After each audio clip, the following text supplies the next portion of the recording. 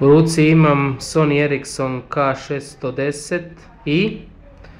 Je da je jedan od starijih uređaja, davno se pojavio, ali mogu ga pohvaliti što se tiče dizajnom, kamerom i izbornikom.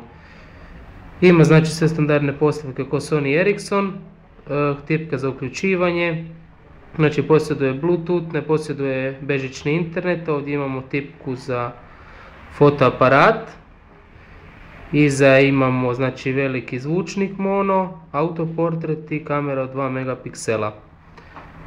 Za punjači za spajanje za kompjuter, u paketu se dobiva isto jedan kabel USB na ovaj njegov pinski za spajanje na kompjuter, tako da je prenos podataka dosta jednostavno obaviti. Što se tiče dizajna je odlično napravljeno, jedna tvrda plastika izgleda kao metal.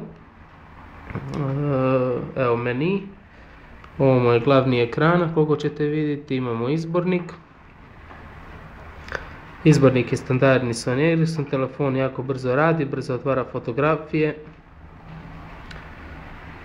Tipke imaju odličan feedback, internet dosta brzo radi na kartici, tako da ima lijepo osvjetljenje, ovo neko plavkasto i luminaciono, baš je lijepo. I praktično je za nositi, sve su zaobljeni dijelovi. Ekran ima isto znači u boji i dosta je lijepo, to evo tako ide, tako se ulazi u meni, znači mogu se mijenjati, znači downloadat teme, druge možete mijenjati wallpapere. Evo ga, toliko od mene.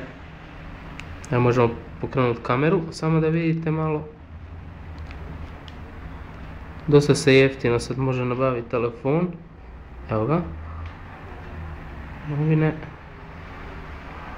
Dobro izgleda, standardne, znači postavke imate gore, dolje, sa pomicanjem joysticka dođete na snimanje videa, sad je namješteno na fotoaparat, tu je, znači u ovom kutu je rezolucija koju ćete odabrati, ima hrvatski meni, isto se može staviti, evo.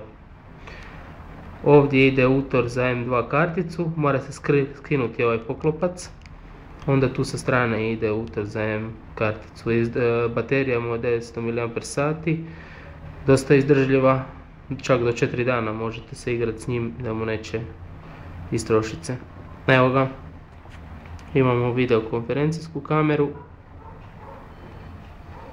I šta da još kažem da je zanimljivo, evo ovdje ova tipka je za MP3 player, kad je stisnete držimo direktno na ekranu i možete slušati muziku. Toliko.